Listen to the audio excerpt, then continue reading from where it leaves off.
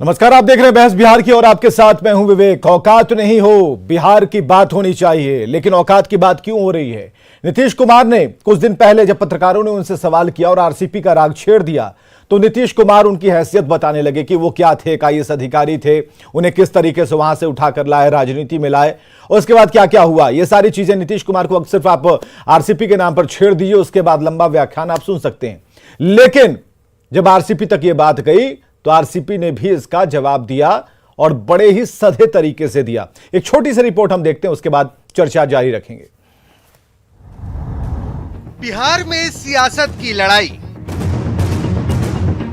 उसके बारे में कोई भी चीज मुझको बोलना, इस सबको मालूम है ना, मालूम न है राजनीति में लाया कौन। अब औकात तकाई, मुख्यमंत्री कैसा हो। मेरी औकात उनसे ज्यादा है, ये मैं बताता हूँ। 2 दशकों तक नीतीश कुमार और आरसीपी सिंह का दमदार रिश्ता तो पहले ही दरक चुका था। अब ये लड़ाई औकात और हैसियत तक पहुंच चुकी है। उनको भी पता है। नीतीश कुमार के तू तड़क का जवाब 6 दिनों बाद आरसीपी सिंह ने अपने अंदाज में दिया। नीतीश के पुराने दिनों की हैसियत भी याद दिलाने से आरसीपी नहीं चुके कि 1982 में कहाँ थे वो? सड़क पर घूम रहे थे, समझे। और 1982 में मैं गांव में पढ़ कर करके, मेहनत कर करके सिविल सर्विसेज की परीक्षा पास किया था, समझे ना। दिए थे, कभी परीक्षा दिए थे, एक बार परीक्षा इंजीनियरिंग पास करने के बाद। किस चीज़ का परीक्षा था? नेवी का। पास किए थे, पूछ लीजिए। अरे देखिए, आप नेता बनाने वाले कौन होते हैं जी? आपकी क्या औकात है? आपको किसने नेता बनाया? जन्मते नेता थे क्या? आपकी क्या औकात थी 1977 में जब एमएलए का टिकट मिला? क्या हुआ था? हार गए थे। काहे हार गए थे? क्या औकात थी आपकी? दरअसल 6 सितंबर को दिल्ली में जब नीतीश कुमार सीपीआई नेता डी राजा से मुलाकात के बाद मीडिया से बात कर रहे थे, इस दौरान जब नीतीश कुमार से आरसीपी सिंह से जुड़ा सवाल किया गया था तो नीतीश बौखला उठे थे। इस सबको मालूम है ना, मालूम न है राजनीति में लाया कौन। उसके बारे में कोई भी चीज मुझको बोलना, इस सबको मालूम है ना, मालूम न है राजनीति में लाया कौन। उसके बारे में कोई भी चीज मुझको बोलना, इस सबको मालूम है ना, मालूम न है राजनीति में लाया कौन। जाहिर है दोनों नेताओं के बीच तल्खी बता रही है कि बिहार की सियासत अभी और गरमाने वाली है। न्यूज़ 18 के लिए आरा से हिमांशु मिश्रा की रिपोर्ट। कुल मिलाकर बात निकली है तो दूर तलक जा रही है और व्यक्तिगत बातों की चर्चा अब आम हो चली है।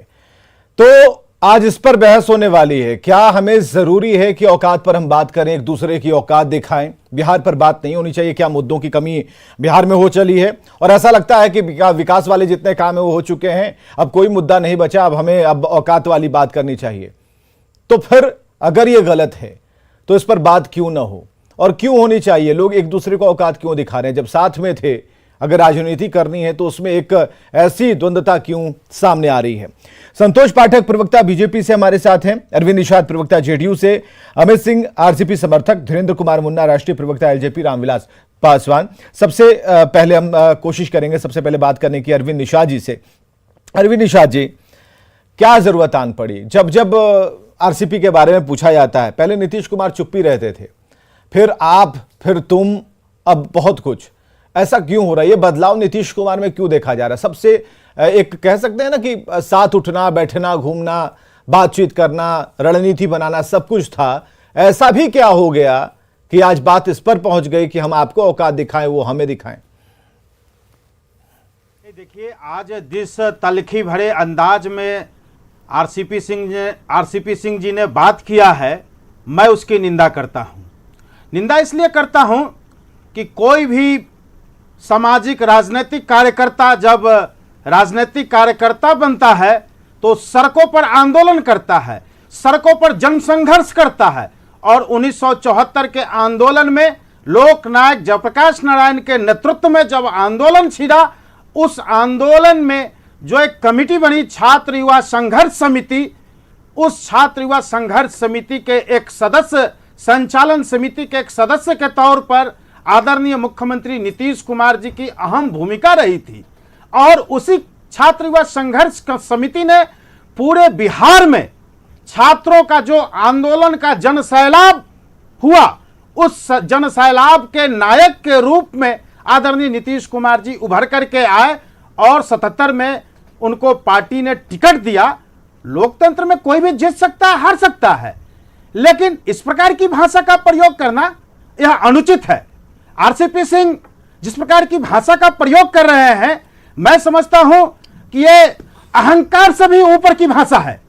जिस अहंकार में वो बात कर रहे हैं, यह अहंकार उनके लिए उचित नहीं है, क्योंकि आदरणीय मुख्यमंत्री नीतीश कुमार जी ने अपनी कार्यशैली से, अपनी सेवा से, अपनी योग्यता से, अपनी क्षमता से जो एक लकीर खींची है देश की राजनीति में, वह अद्वितीय है।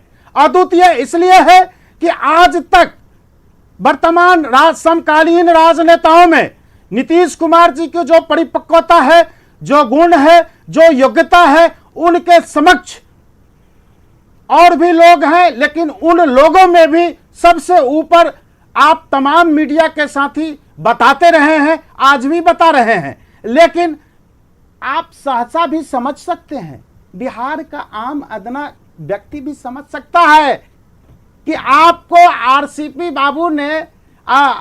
बाबू आपको नीतीश बाबू ने कहां से कहां पहुंचा दिया। 2010 के समय एक से एक जेडीयू में लेकिन ये क्यों भूल जाते हैं? लेकिन ये क्यों भूल जाते हैं अरविंद जी? ये क्यों भूल जाते हैं कि जब आरसीपी के बारे में ठीक है, पत्रकार सवाल नहीं पूछेंगे, नहीं पत्रकार तो सवाल पूछेंगे ना, लेकिन अरविंद जी जब सवाल अगर पत्रकारों ने पूछ लिया तो इतना कड़क होकर क्या बताने की जरूरत है कि आपको किसने लाया, किसने किया? ये बताने की कोई जरूरत थी क्या? नीतीश कुमार काफी गंभीर नेता हैं।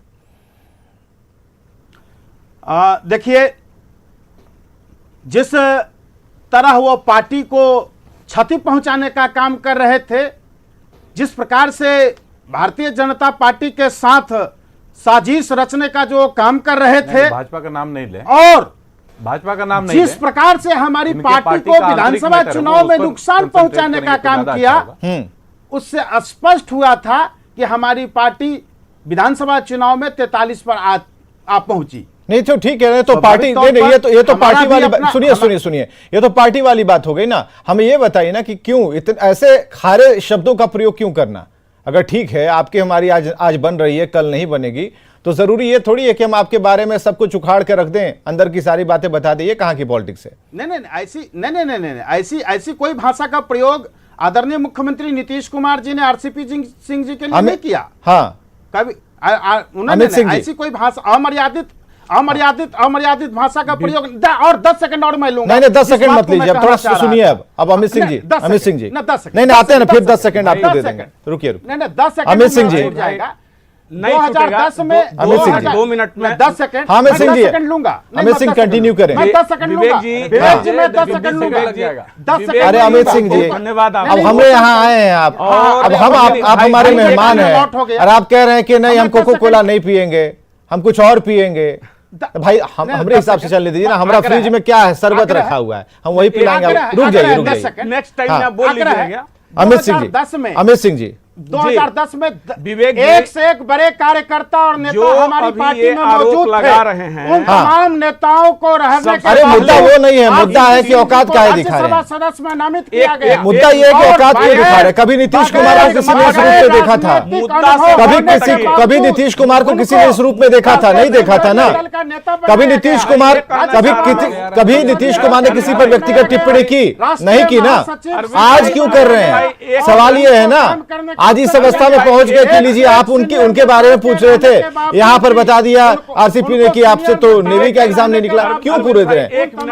भाषा जो है ना वो संयमित रखिए। हाँ अमित सिंह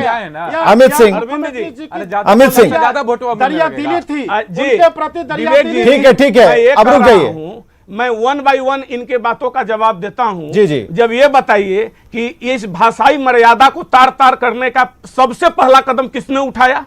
माननीय मुख्यमंत्री श्री नीतीश कुमार जी में वो कौन सी आत्मा घुस गई? वो वही सुचिता के प्रतीक हुआ करते थे माननीय मुख्यमंत्री नीतीश कुमार जी, जिन्हें भाषाई मर्यादा के लिए जाना जाता था। और आज कौन सी ऐसी विपत्ति आन पड़ी?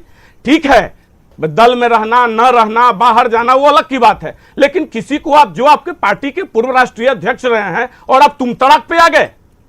और एक बात, जो इन्होंने कहा कि बीजेपी के साथ मिलकर ये कमजोर करने की बात कर रहे थे, तो दो मांगे मैं आपके ऑन द रिकॉर्ड कैमरे पे कर रहा हूं। अगर जनता दल यू पूरे परिवार में, जनता दल यू पार्टी में अगर ये हिम्मत है तो वो दो चीज क्लियर कर दे। जो पिछला राष्ट्रीय कार्यकारिणी, नेशनल काउंसिल और राज्य कार्यकारिणी की बैठक हुई थी, उसका वीडियो जारी कर दे। उसमें माननीय मुख्यमंत्री जी से लेकर तमाम लोग आरसीपी बाबू को मंत्री बनने पर धन्यवाद दे रहे थे। और दूसरी बात कि रामचंद्र बाबू जो बोल रहे हैं कि 43 पे ये आ गए थे बीजेपी के साथ साजिश करके, वाह साहब, आपको यह पता भी चल जाता है विवेक जी कि इनकी पार्टी को हम कमजोर कर रहे हैं, रामचंद्र बाबू कमजोर कर रहे हैं, और फिर भी इनको राष्ट्रीय अध्यक्ष बना दिया जाता है। मतलब बात भी बोलना चाहिए तो जस्टिफाई हमारे दोस्त बताएं कि जब आपकी पार्टी को रामचंद्र बाबू कमजोर कर रहे थे तो फिर उनको राष्ट्रीय अध्यक्ष किस परिस्थिति में बनाए?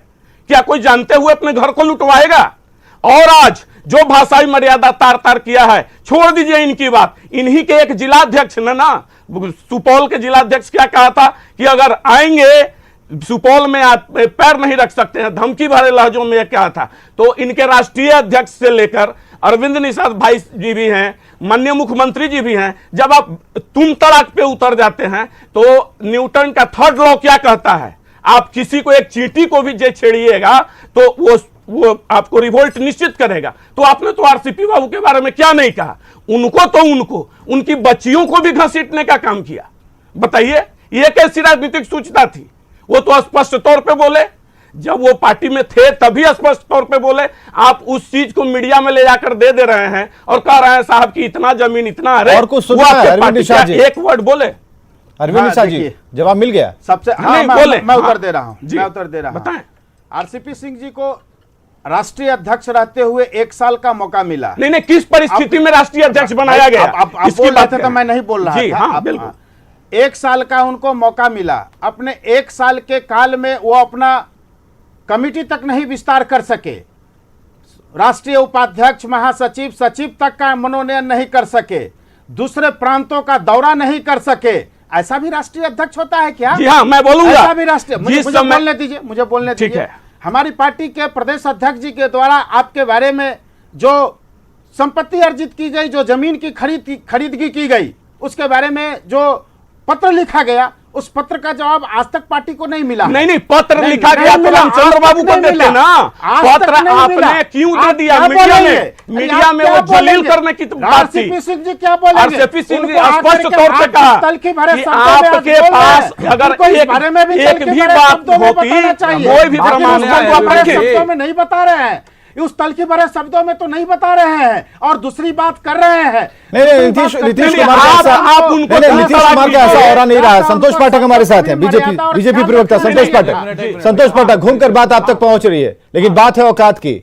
औकात की बात जहां तक बात है, औकात शब्द तो ठीक नहीं है, लेकिन हमें यह बताते हैं कि ठीक है, हमारे पास कई सारे मुद्दे हैं, उस पर बात हो सकती है। और नीतीश कुमार को जहां तक हम लोग सभी जानते हैं, जितना व्यक्तिगत तो नहीं लेकिन जितना जानते हैं, जितने बारे में उन्हें हम लोगों ने जाना है, पढ़ा है, उतना तो दिख के लगता है कि नहीं, कभी मुंह नहीं खोलते। लेकिन खोलते हैं तो इतनी व्यक्तिगत टिप्पणियों पर आ जाते हैं, ये सही नहीं है। इसलिए कि औकात नहीं, बिहार की बात होनी चाहिए, तो बिहार की बात क्यों नहीं हो रही है? थू करना शुरू कर दिया। अरे रुकिए, जिन्होंने देखा वो सब, अरे तू तड़ाक किसने किया सबको पता है। रुकिए संतोष पाठक, अरे सबको पता है, अरे सारा रजिस्टर्ड है भाई, अरे सारा रिकॉर्ड में। रुकिए, अरे सारा रिकॉर्ड में, अरविंद निषाद जी सब रिकॉर्ड में, सब रिकॉर्ड में। अब ये सब मोबाइल का जमाना, सारे के रिकॉर्ड में। हाँ पाठक जी, बोलने दीजिए। संतोष पाठक, देखिए विवेक जी, नीतीश कुमार जी की जो नाव है ना, वो अब डगमगा चुकी है और एक प्रकार से वो बुझते हुए लौ है, बुझते हुए दिया है। जब बुझता हुआ दिया जब फड़फड़ाता है ना, तो उसे बहुत कुछ निकलता है।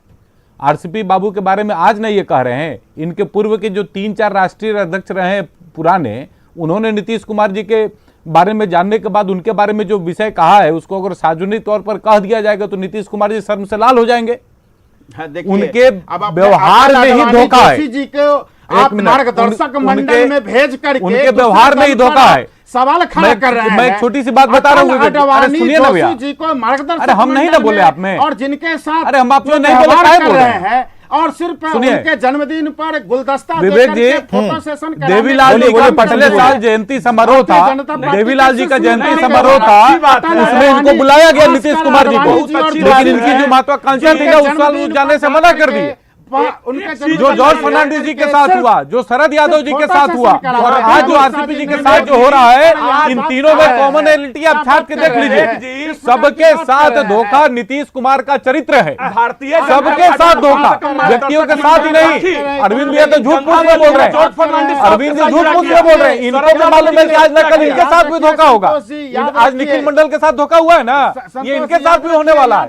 लेकिन अभी प्रवक्ता पद पर है तो अभी गाल बजा रहे हैं। ठीक है, एक रिएक्शन और भी। धीरेन्द्र कुमार मुन्ना, राष्ट्रीय प्रवक्ता एलजेपी रामविलास। धीरेन्द्र कुमार मुन्ना जी, 3 जना देशों रुक जाइए पाठक जी, एक मिनट रुकिए। धोखा दिया है। एक रिएक्शन ले लेते हैं, एक रिएक्शन ले लेते हैं, उसके बाद हाँ। निषाद जी, आप इतना हल्ला नहीं करें, शांति से सुनिए, बोलने के लिए कुछ नहीं है। माननीय मुख्यमंत्री जी का इतना चेहरा अब नहीं रह गया है विश्वसनीय कि उस पर कई प्रवक्ता बोल सके। प्रवक्ता ने आज आपका रिजाइनेशन दिया है। अब आरसीपी सिंह जी कल तक आपके लिए बहुत अच्छे थे। आप ही के राष्ट्रीय अध्यक्ष आदरणीय ललन बाबू ने कहा कि यहाँ कार्यवाहक राष्ट्रीय अध्यक्ष होते हैं। अब जिस पार्टी में राष्ट्रीय अध्यक्ष ही कार्यवाहक होते हैं, उस पार्टी की सरकार कैसे चल सकती है अच्छी से? तो ये अपने बात में ही विरोधाभास है। अब मुख्यमंत्री का आज तक इतना अमर्यादित भाषा हमने कभी नहीं नीतीश जी का सुना है।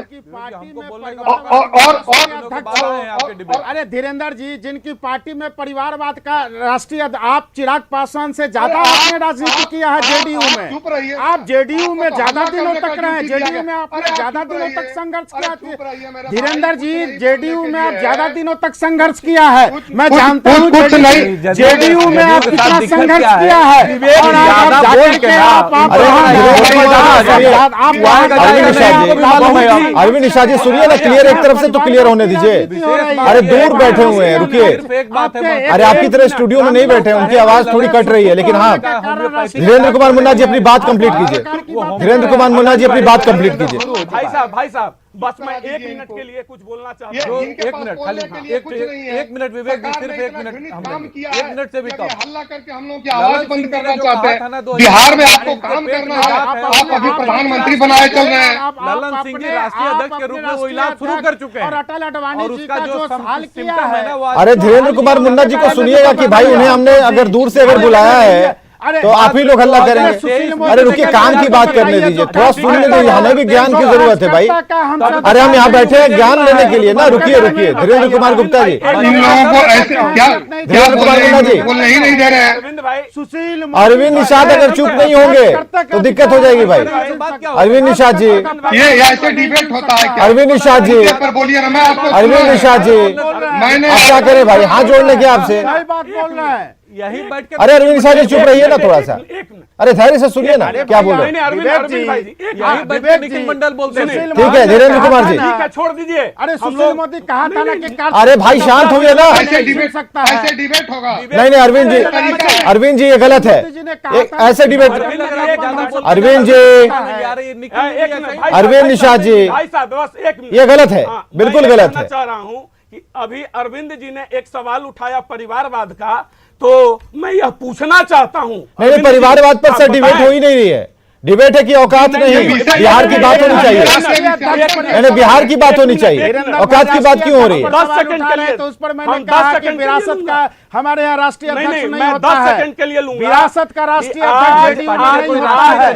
भाई साहब 1 मिनट, सबसे तो बड़ा नहीं भाई साहब 1 मिनट, बिहार के बाहर यूपी 10 सेकंड लड़ने गए, 10 सेकंड नहीं ऐसा 10 सेकंड से ज्यादा वोट। इस डिबेट को हम यहीं पर विराम देंगे। लेकिन बात यह है कि नहीं, बिहार में कई ऐसे सारे मुद्दे हैं जिन पर बात करने की जरूरत है। भ्रष्टाचार पर है। और कृषि मंत्री का आज आपने बयान सुना होगा, उन्होंने कहा कि हमारे जो डिपार्टमेंट में है जितने लोग हैं वो सब कहीं ना कहीं बेईमानी कर रहे हैं, चोर है, मैं चोरों का सरदार हूं। किसी भी लहजे में, किसी भी संदर्भ में कहा हो, लेकिन ऐसे मंच पर कहा जहां से बातें फैल गई, तो क्या यह मुद्दा नहीं बनना चाहिए? हमें क्या भ्रष्टाचार को औकात में नहीं रखना चाहिए? क्या हमें जितनी भी चोरी चल रही है, जितनी भी आपराधिक घटनाएं हो रही हैं, उसे औकात में नहीं दिखाना चाहिए, तो उस पर नहीं करेंगे। यहाँ व्यक्तिगत टिप्पणियां हो रही हैं और नीतीश कुमार की जो छवि है उससे अलग हटकर अगर नीतीश कुमार कुछ कह रहे हैं तो जवाब आएगा। तो आरसीपी सिंह ने जवाब दे दिया है और इस पर जितना कोलाहल मचा लीजिए, जितने पुराने घावों को कुरेद लीजिए। बहुत बहुत शुक्रिया आप सभी का आने के लिए। चर्चा खबरें लगातार जारी हैं।